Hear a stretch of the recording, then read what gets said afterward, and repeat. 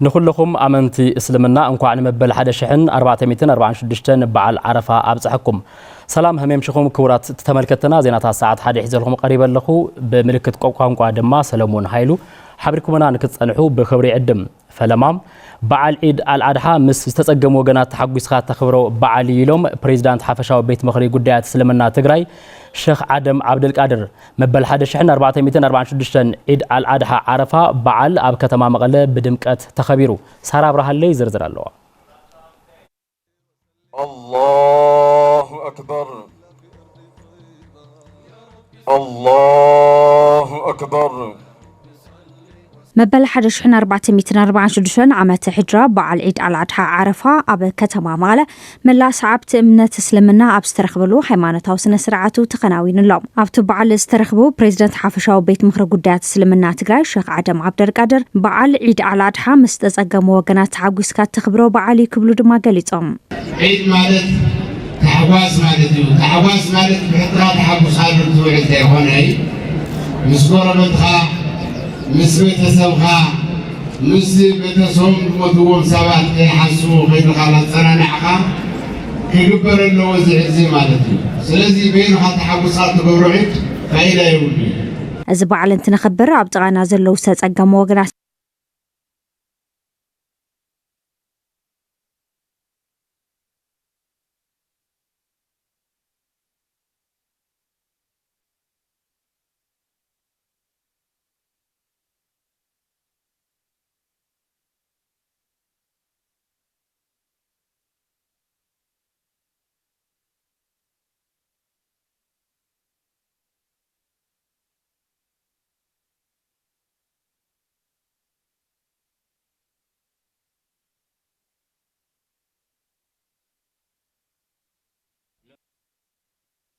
بعد عرفة والله بتعمل صبغي والحمد لله بتعمل نادي زي صحنا رب العالمين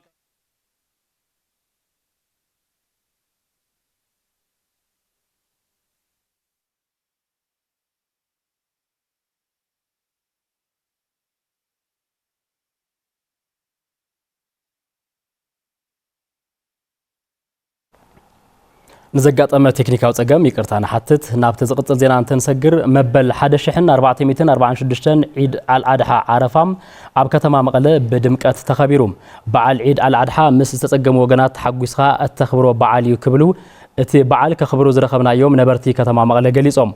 زي بعل انت نخبر أب تقانا زلو استسقم وجنات بمحجاز بفلاي دما نتمزابلت وجنات تخرت بمقبار كخون كمز قباون حبيروم يوحنا والله زرزر الله بعد عرفة والله بتعمل صبغي والحمد لله بتعمل نادي زي صحنا رب العالمين كابز حلفة وكتن كزع مزعن سلازي حقو ساتنا صبغي حليفني الحمد لله كفت مجمرة خزي بتعمل صبغينا عنينا سلمنا خنت له مس كريستيان غوراو تناخوينا تحلالينا بدستاينا نحلفو افتناياتهم هايمانت لا خامو بمتحللاي بفقر بالسلامينا نحلفو كل غيزه نا بتعمي دسلول بحلنا بتعمي دسل عيد مبارك علينا وعليكم سر بالخون يكون بخدان يكون ببقع يكون بالخون رزق لك بطاف يكون بقله يكون تخفافي لنا ينا نبلع خز ساعات مسو كل زلو خناتات تحقاقزنا بللنا بعلو تسلام بسلام غير كام حلاف لو علوس كافتم حاجزات حدا ايونا بللنا تخافيلنا تحلالينا تخابيرنا كنحلفو يزدلي تفنقلتنا دما عرتين دا غزانا هاللوم سبحان الله كم سب زي الرأي له ساعات بصيحنا لنا سلازي حزبنا لابطو لنولاس كنصعر يقبا انتم تقومات صوم كيوعلو سان مربط من قالم እንደገና ናይ አውዳ አመት ችግር ከይገጥዎም نحنا كل ግዜ ጎኖም ኢና عيد مبارك علينا وعليكم اسلمنا تخطال زل اب الدنيا زل بمولو اب عالم زل مسلم عيد مبارك بليدلي قاصيلو እንደገና ወላዲቴ ዘምዘም አህመድ አብያሚን በጣም ዝፎቷ ነአ عيد مبارك بليدلي ካብ መጻል ደቀይ አህዋተይ بنات حفتي አዲስ አበባ ዘላም ስባል ገዛም ስደቃ አመቀለ ዘላም ነጆ አህዋተይ ኩሎም ደቀይ عيد مبارك مسارحتي ناقلم فاونديشن أبالات بمولومنا كلهم زفتهم زفلتهم عيد مبارك دغان تغايت مسلم وان بعل عرفه صحكم ككل نملا بيت السبي نملا هز تግራይን مسلم هز تግራይን እንኳን شحنا 446 بعل عرفه بسلام صحكم كل دلي እንኳን صحكم كل بيت السبي ኣብ ወፃ ዓድላ ለኹም ኣብ ውሽጢ ዓድላ ለኹም ንመላእ ህዝቢ መጀመርያ ንመላእ ህዝቢ ኢትዮጵያ እንኳን ንበዓል ዓረፋ ብሰላም እንኳን ኣብፅሐና ይብል ካውለለን ህዝቢ ትግራይ ብጣዕሚ እንኳን ኣብፅሐና ይብል ካውለ ኣብ ወፃና ኣብ ውሽጢ ዓድላ ለኹም ኣሕዋተይ እንኳን ኣብፅሐኩም ንኩሉ ቤተሰበይ وسلم على نور تجا بعل عيد الأضحى مس استጸገሙ ወገናት ተሐጉስኻ እተኽብሮ በዓል ኢሎም ፕሬዝዳንት ሓፈሻዊ ቤት ምኽሪ ጉዳያት እስልምና ትግራይ ሼኽ አደም አብደልቃድር መበል 1446 عيد الأضحى ዓረፋ ኣብ ከተማ መቐለ ብድምቀት ተኸቢሩ ሳራ አብርሃለይ ዝርዝር ኣለዋ الله أكبر الله أكبر مبل 1446 عامة حجرة بعل عيد الأضحى عرفة أب كتما ماله ملا صعبت امنة اسلمنا أب استرخبلو حيمانتها وسنة سرعته تقناوين اللوم أبتو بعل استرخبو بريزيدنت حافشاو بيت مخرج قدات اسلمنا تقراي شيخ عدم عبدالقادر بعل عيد الأضحى مستزقمو وقنات تعقوسكات تخبرو بعلي كبلو دما قليتهم عيد مالت تحواس مالتي تحواس مالت بحطرات تحبس هذا الزوج تيخوني مسكورة بتخا مس بيتسوخا مس بيتسوم مدوم سبات يحسو غير خلاص صنعها كيكبر له زي مالتي سلازي بينو حتى حبسات تبرعت فايده يولي እዚ በዓል እንትነኽብር ኣብ ጥቓና ዘለው ዝተጸገሙ ወገናት በመሕጋዝ ብፍላይ ድማ ነተመዛበልቲ ወገናትና ትኹረት በመግባር ክኸውን ይግባ ኢሎም ካብ ዝተፈላለዩ ከባቢ ድመፁ ሽግረኛታት ኣሕዋትና ስደተኛታት እንህውና زعزي برخالنا يوم عمتم فضلات تصوع النور أهل الخير وضحية حد كله رأتهم تحسب الجبر وغيرهم كله ما قتي سلزي زي تعمير عن مسكونه يقبل للولد توم تمازابتي كحسب له مالته بين خات حقوسكات تخبروا بعال ترجم يبلون زوالو توم بريزيدنت بعل متحجازنا نعبيك خيدي قبايلهم بعلنا نحن تدارونا تحجازنا قاي عمتنا ولا شكر قاتلونا أو خلوه لنا تحققنا إحنا نحاربنا يومه رأتاتهم لهم مزكاب عزيز كنا حيفون لنا مالتهم مبل 1446 العلاقة عرفة أب كتما مغلن تخبر كاب استفلالو كفالات عالم زمزو تغتلتي حيمانوت اسلم الناون افتبعال تساتيفهم يوم بعل عيد الأضحى عرفة انت نبعل نستسقم وقناتنا بمحقاز كخوني قبا إلوم بريزدانت تادسة وردم بعل عيد الأضحى عرفة انت نبعل أم عوابي مأخلات نزنبر حزبنان نستسقم وقناتنا بمحقازن محبراو سنيتنا بمتنخارن كخوني قبا كبلو بريزدانت جيزيو ممحدار تقراي تادسة ورده قليزهم بريزدانت جنرال تادسة ورده أب تقراين أم العالم نزركبو ملا سعبت امنة اسلمنا حزبنام انكوا نمبل 1446 عامة بعل عيد الأضحى عرفة أبصحنا كبلو سناي تمنيتهم قليزهم إذا بعل أنت نخبر أم عقابي مأخلات نزنبر حزبنان نستسقم وقناتنا بمحجازن محبراو سنيتنا بمتنخارن كخوني قبا كبلون ملخته محلفهم كم حبريتها بيت صحفة بريزدانت جيزيو ممحدار تقراي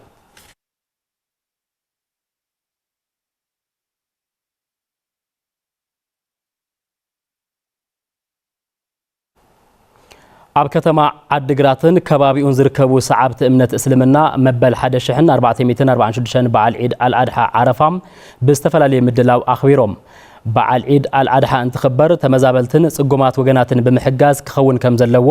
ኣብቲ በዓል ዝተረኸቡ ወገናት ገሊጾም ተመዛበልቲ ወገናት ተኸታተልቲ 4 ክራማት ኣብ ጭቃ ተረግሪጎምን ኣብ ልዕሊ ውሕጅ ደቂሶምን ዘሕልፍዎ ስቃይ ለምውን ከይቕጽል ዝምልከቶም ኣካላት ብውዕሊ ፕሪቶሪያ መሰረት ክምልስዎም እቶም ሰዓብቲ እምነት እስልምና ጸዊዖም ከም ጸብጻብ ሚክያስ ታፈረም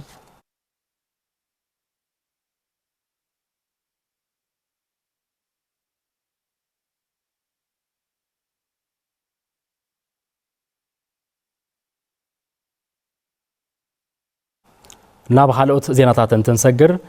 ልዕሊ 67,000 ተምሃሮ ብሄራዊ ፈተና ሻምናይ ክፍሊ ንክፍተኑ ተመዝጊቦም ኣብ ምሉእ ምድላው ከም ዘለው ኤጀንሲ ምርግጋጽ ጽሬት ትምህርቲ ትግራይ ኣፍሊጡም ብሄራዊ ፈተና ሻሙናይ ክፍሊ ካብ 4 ሰነ ክሳብ 6 2017 ዓ.ም ከም ዝወሃብ ድማ እቲ ኤጀንሲ ገሊጹ መርሃዊ ተስፋይ ዝርዝር ኣለው ኤጀንሲ ምርግጋጽ ጽሬት ትምህርቲ ትግራይ ኣብ ምውጋን ቅድመ ምድላው ብሄራውን ሃገራውን ፈተና ኣመልኪቱ ንመራኸብቲ ሓፋሽ ትግራይ ጋዜጣዊ መግለጺ ሂቡ ብሄራዊ ፈተና ሻሙናይ ክፍሊ ክፍተኑ ካብ ዝተመዝገቡ ተምሃሮም ልዕሊ 70,000 ተምሃሮ እቶም ልዕሊ 67 ንምፍታን ድልዋት ከም ዝኾኑ ኣብ ኤጀንሲ ምርግጋጽ ጽሬት ትምህርቲ ኣተሓባሪ ጉጅለ ብሄራዊ ፈተናታት ኣይተ ተክለ ሃይማኖት ገብረ እግዚአብሔር ይገልጹ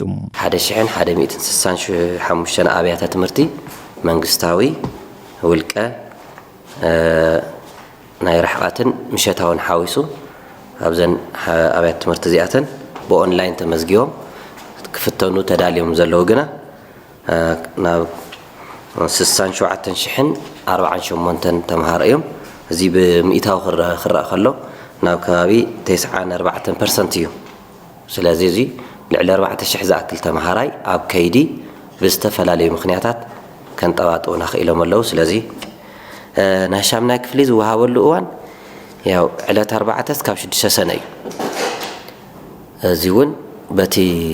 ፕሮግራም መሰረት ይኸይድ ኣሎ እዩ ብተዛማዲ ሃገራዊ ፈተና 12 ክፍሊ ክወስዱ ካብ ዝተመዝገቡ ልዕሊ 37,000 እቶም ልዕሊ 36,000 ተምሃሮ ንምፍታን ድልዋት ከም ዝኾኑ ኣይተ ተክለ ሃይማኖት የገንዝቡ ኣብ 247 ኣብያተ ትምህርቲ ክነፈትኖም ሒዝናዮም ዝነበርና መጀመርያ ትልሚ 37,110 እዮም ኣብ መጨረሻ ፍጻመ ተመዝጊቦም ናብ ፈተና ተዳልዮም ዘለው ግና ናብ 36,300 እዮም እዚ እውን ብሚእታዊ 98 ሚእታዊ ማለት እዩ ካብ ዕለት 23 ክሳብ ዕለት 8 ሓምለ ክካየድ እዩ ዝፍተኑሉ ሞዳሊቲ ድማ ብወረቐትን ብኮምፒውተርን እዮም ዝፍተኑ ማለት እዩ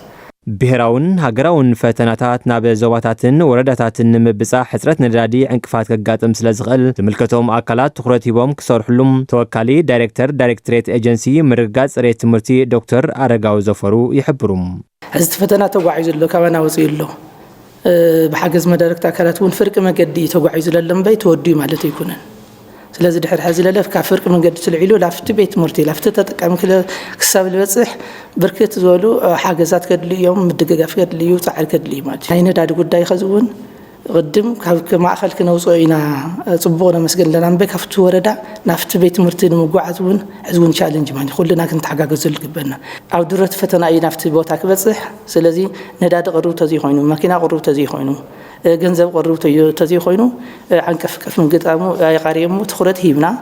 ኩሉ ትኹረት ሂቡ ክሰርሕ ኣለዎ ማለት እቲ ፈተና ጊዜያዊ ምምሕዳር ትግራይ ኣብ ዘመሓድረን ዞባታትን ወረዳታትን ከም ዝወሃብ ንምፍላጥ ተኻኢሉ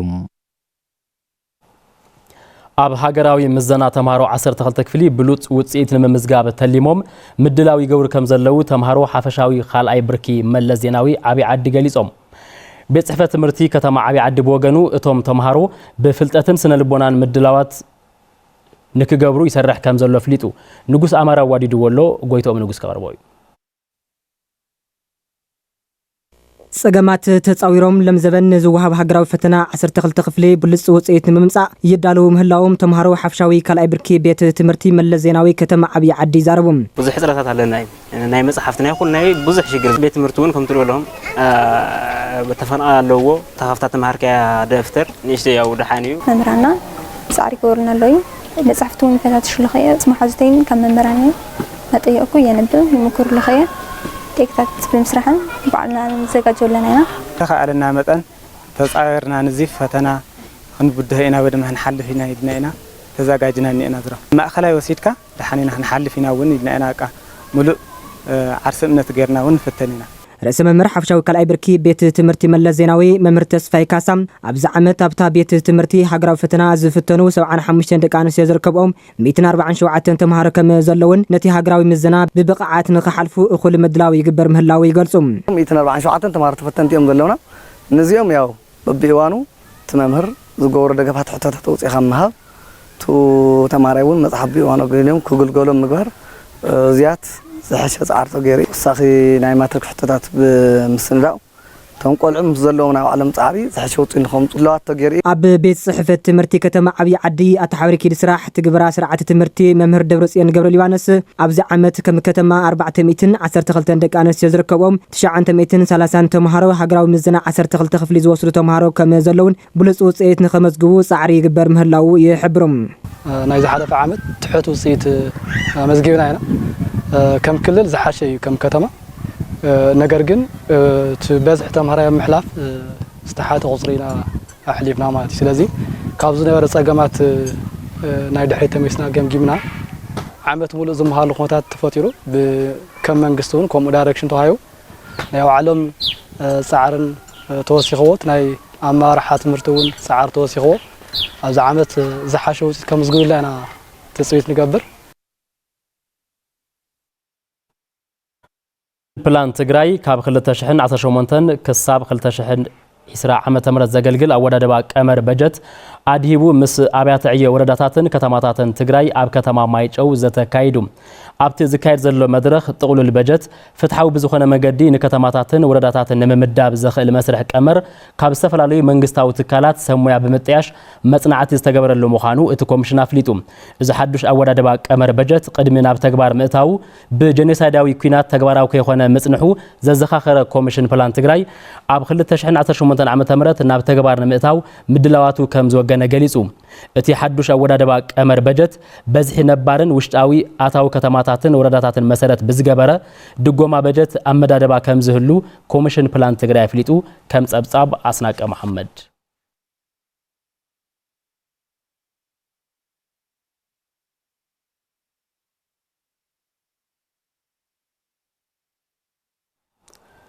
ካብ ሕብረት ኣውሮፓ ዝተረኸበ ልዕሊ 700 ሚልዮን ብር ንትካላት ገበርቲ ሰናይ ኣብ ሰናይ ምምሕዳርን ልምዓትን ተዋሳእቲ ክኾና ዝሕግዝ ፕሮጀክት ዕላው ኮይኑ በላይ ሽፈራው ዋዲድዎ ኣሎ ሸዊት ሙሉ ዓለም ክተርቦ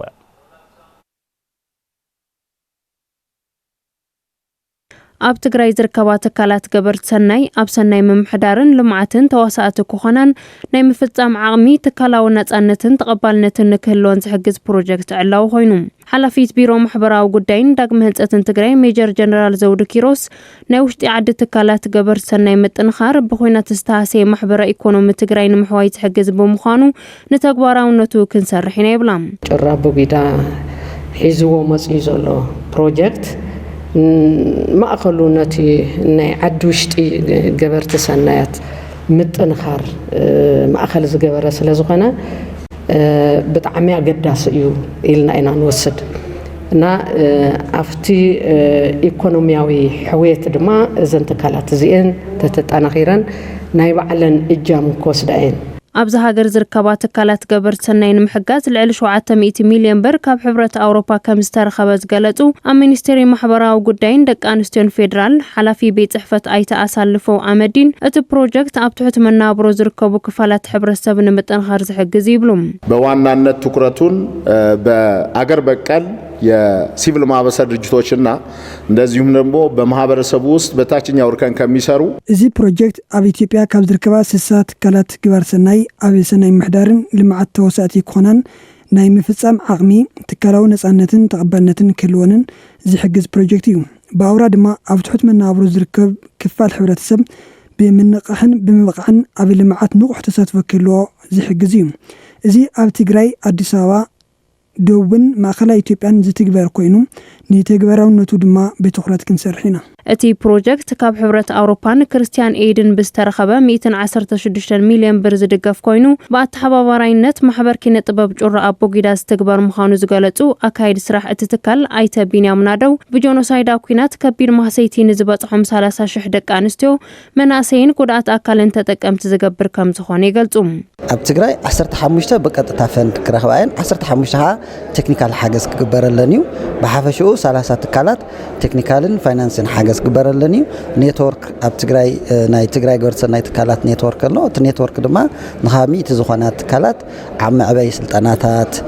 ናይ ኔትወርክ ስራሕቲ ክስራሕ እዩ ስለዚ ጩራ ኣቦጊዳ ኣብ ትግራይ ነዘን ስራሕቲ እዚአን የተሓባብር ማለት እዩ ኣብቲ መድረኽ ዝተረኸቡ ተወከልቲ ዝተፈላለዩ ትካላት ገበርቲ ሰናይ እቲ ፕሮጀክት ኣብ ምርግጋፅ ሕውየት ዓብዪ ግደ ከም ዝህልዎ ሓቢሮም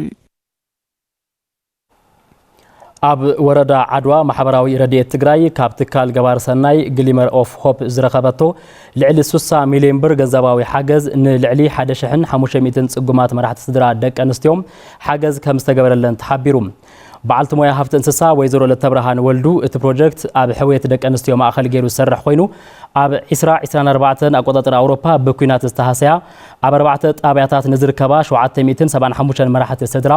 ተረባሕቲ ከም ዝገበረ ገሊፀን ዝተዓደጋ ጥሪት ኣብ ጽቡቕ ደረጃ ከም ዘለዋ ብምርኣይ ኣብ 2025 ኣቆጣጥር ኣውሮፓ 8 ጣብያታት ብምውሳኽ ኣብ 12 ጣብያታት ደገፍ ዝግበር ዘሎ ኮይኑ ብሓፈሻ ንልዕሊ 1500 መራሕቲ ስድራ ንሕድሕደን 40,000 ብር ብዓይነት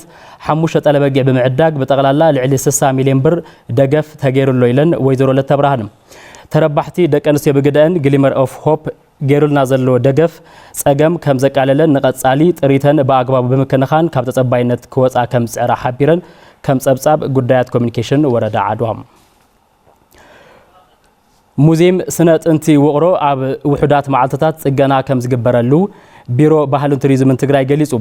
ብምትሕባር ቢሮ ባህልን ቱሪዝምን ሲቪል ማሕበረሰብ ምልላይ ሙዚየም ኢትዮጵያን ካብ ዝተፈላለዩ ከባቢታት ብኹዓት ዝተኣከቡ ሓድግታት ስነ ጥንቲ ብ2008 ዓመተ ምህረት ተመሪቑ ብዕሊ ስርሑ ዝጀመረ ሙዚየም ስነ ጥንቲ ውቕሮ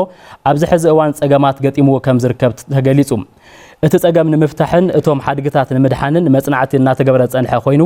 ቢሮ ባህልን ቱሪዝምን ምስ ሲቪል ማሕበረሰብ ምልላይ ሙዚየም ኢትዮጵያን ምስ ምምሕዳር ከተማ ውቕሮን ኣብ ፈጻጽሙ ዝርርብ እናገበረ ጸኒሑ እዩ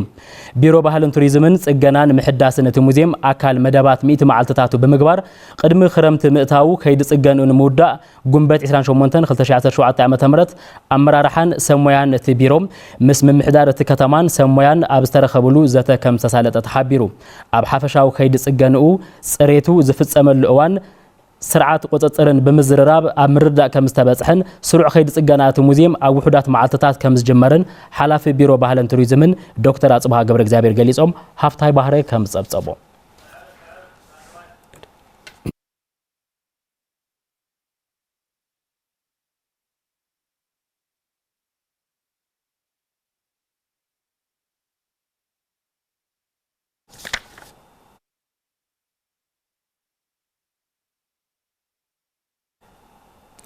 ህዝቢ ትግራይ ጋጢሙ ካብ ዘሎ ጸገማት ንኽናገፍ ብኩሉ አንፈት ዘሎ ትግራዋይ ሓድነቱ ከጠናኽር ከም ዝግባእ ተሓቢሩ ኣብ ዙርያ ምጥንኻር ሓድነት ህዝቢ ትግራይ ኣመልኪቱ መሳርሕትና ገብረ እግዚአብሔር ገዳሙ ዝተፈላለዩ ኣካላት ዝሃብዎ ርእይቶ ትንታነ ዜና ዳሊሎ ተኸታቲልና ንመለስ ሓድነት ኣፈላላይኻ ብምጽባብ ኣብ ፖለቲካዊ ማሕበራውን ቁጠባውን ስራሕቲ ዘለው ሓበራዊ ዕላማን ዋኒንን ብምዕሳል ሽተኻቶ ዕሉ ምንቅስቃስ ምፍጣር እዩ እዚ ድማ ህዝቢ ትግራይ ጋጢምዎ ካብ ዘሎ ኩሉ መዳዊ ዝተሓላለኹ ጸገማት ንክናገፍ ብኩሉ አንፈት ዘሎ ትግራዋይ ሓድነቱ ኣብ ዋጋ ዕዳጋ ከእተወ ክሓብር ከም ዝግባም ዝተፈላለዩ ክፋላት ሕብረተሰብ ዝገልጽዎ ጉዳይ እዩ ተጋሩ ሞጥርና ብጣዕሚ ውሕዳት ካብ ዝበሃሉ ዝታትና ግን ድማ ክሳብ ሕዚ መንነትና ሓሊና ነባር ታሪክ ዝመዝገብና ሰላሓድነትና እዩ ኩሉ ሰው ለሰላም ክዝምር ለሰላም ክፍክር ለሰላም ተኣኩ ክዝቲ ክናገር ነዎ ኣብቱ ዝርያዚ ኩሉ ትግራዋይ ኣብዛሃለ ያህል ብዘይ የገድስ ሓድነቱ ከጠናኽር ክቕደሎ ናይ ውሽጥና ዘንያ ሓድነታ መራሕትና ይኾነ ህዝቢ ናብ ሓደ ክንመጽእ ዝግበአና ተምተሰውውን ሕድሪ ገዲፍና ሁሉ እንተኾይኖም ዓዊሮም ሰሚሮም ተጓዒዞም ብሓደ ኮይኖም ንህዝቢ ትግራይ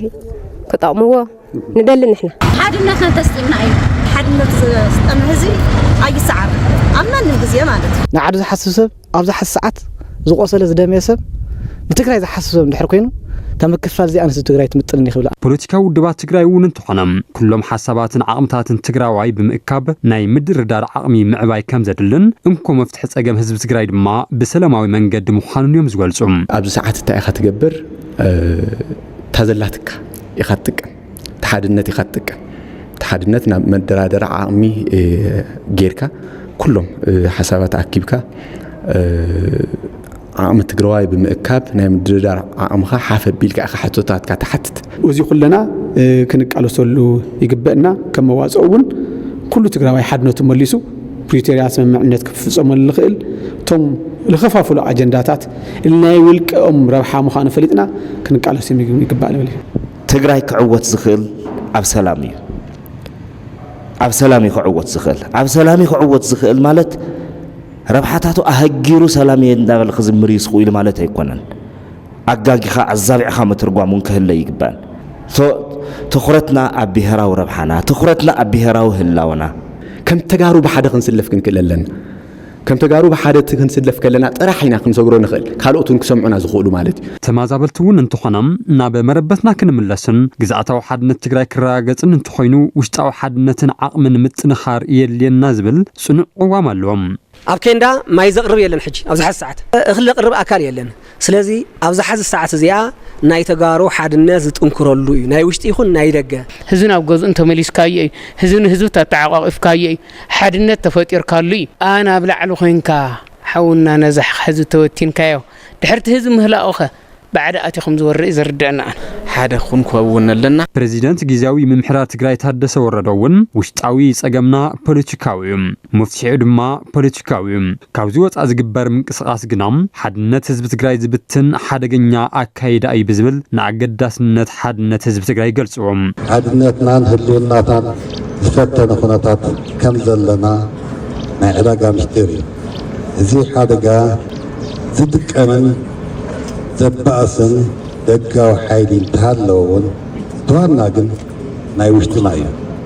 ናይ ውሽጥና ችግር ድማ ፖለቲካዊ ስለ ዝኾነ ካብ ፈለምኡ ይኹን ሕዚ መፍትሒኡ ፖለቲካውን ሰላማውን እምበር ነንባዕልና ተዋጊና ብሓይሊ ኣፈሙዝን ብጉልበትን እንፈትሖ ኣይኮነን ብምዃኑም ህዝቢ ትግራይ ኣትይዎ ካብ ዘሎ ፈታን ኩነታትን ጸገማትን ምውጻእ ዝከኣል ውሽጣዊ ሓድነት ህዝቢ ዝያዳ ብምድልዳል ምዃኑ ብምግንዛብ ኣብዚ መዳይ ብሰፊሕ ምስራሕ ይጠልብ ዩኒቨርሲቲ ራያ ምህዞታት ናብ ተግባር በመቀየር ጸገም ማሕበረሰብ ኣብ ምቅላል ንዝነጥፍ ወገናት ንምትባዕ ይሰርሕ ምህላው አፍሊጡ ኣብቲ ዩኒቨርሲቲ ዳይሬክቶሬት ምትእሳር ኢንዳስትሪን ስግግር ቴክኖሎጂን ካብ 11 ወረዳታት ዝዋደው ብትግራይ ዝተወከሉ ማሃስትን ማሕበረሰብ እቲ ዩኒቨርሲቲን ዝተሳተፉሉ ውድድር ስራሕቲ ምህዞ ተኻይዱ ኣስናቀ መሐመድ ዋዲድ ወሎ ገሮ መስቀል ኪሮስ ከም ሰብ ቀርቦ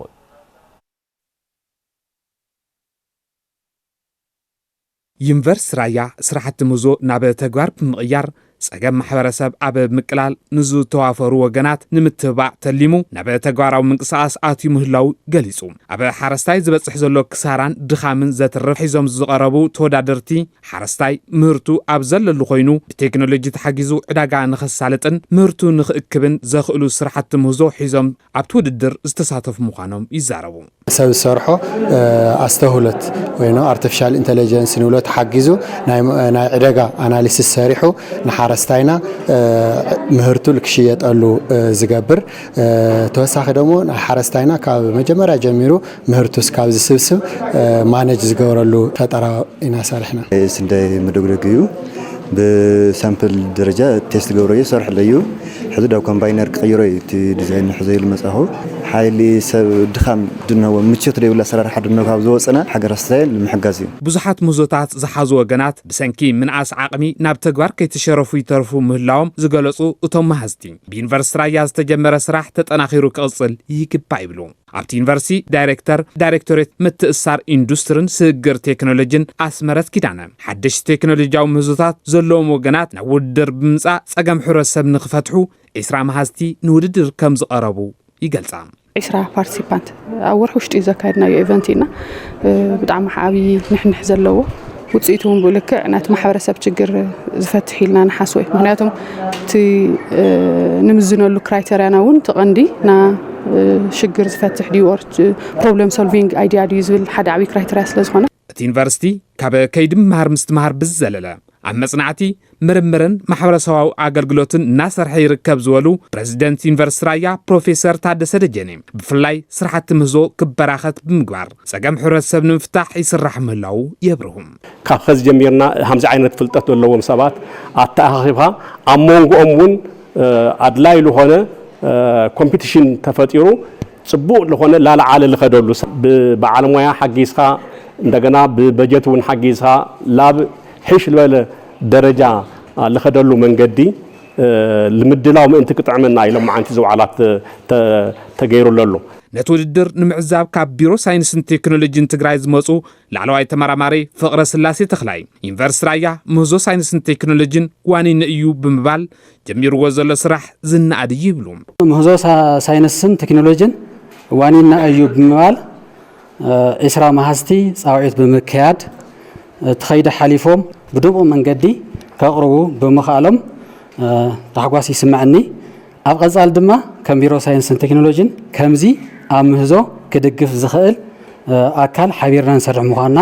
ክገልጽ ይፈቱ ኣብቲ ውድድር ብሉጽ ምህዞ ሒዞም ንዝቐረቡ ሽልማት ገንዘብ ተበርኪትሎም ልዕሊ 1 ሚልዮን ዝተፈላለዩ ዓይነታት ተኽልታት ኣብ ምፍላስ ከም ዝርከቡ ዘፈር ቁጠባ ወረዳ ሓውዜና ኣፍሊጡ ኣተሓባሪ ልምዓት ሃፍቲ ተፈጥሮ ዘፈር ቁጠባ እታ ወረዳ ኣይተ ተኽላይ ኪዳነም ኣብታ ወረዳ ኣብ ወርሒ ሓምለ 2017 ዓ.ም ኣብ ዝዓረቁ ከባቢታት ወፍሪ ዕቀባ ሓመድን ማይን ኣብ ዝተኻየደሎም መፋሰሳትን ኣብ ከተማን ግልጋሎት ወሃብትን ልዕሊ 1 ሚልዮን ዝተፈላለዩ ዓይነት ተኽልታት ኣብ ምፍላስ ከም ዝርከቡ ሓቢሮም ኣብ ምሕዋይን ምልማዕን መፋሰሳትን ሃፍቲ ተፈጥሮን ዝለዓለ ግደ ዘለዎም ካብቶም ኣብ ምፍላስ ዝርከቡ ተኽልታት ምዃኖም ኣይተ ተኽላይ ኪዳነ ኣብሪሆም ጎናጎኒ እቲ ምፍላስ ተኽሊ ዝሐሸ ጠሊ ኣብ ዘለዎ መፋሰስ ዝተዋደደ ኳዕቲ ጉድጓድ ከም ዝተጀመረን زاجيد لعلي 377 شح قدقاد كم استقعته التحباري لمعات هفت فترة زفر قطبا وردا حوزين أيت تخلي كده نجليسهم كم سبساب قدات كوميونيكيشن توردا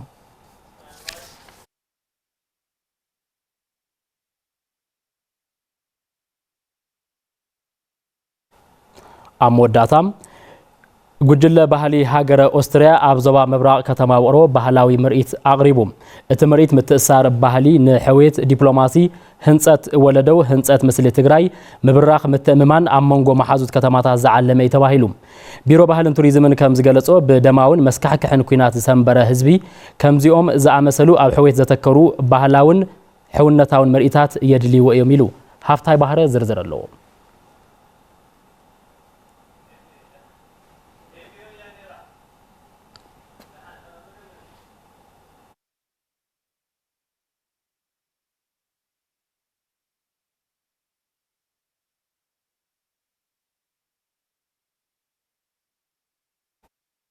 زيناتنا زيوم نيروم حبريتنا نحبر سباو لوتي سناي جزي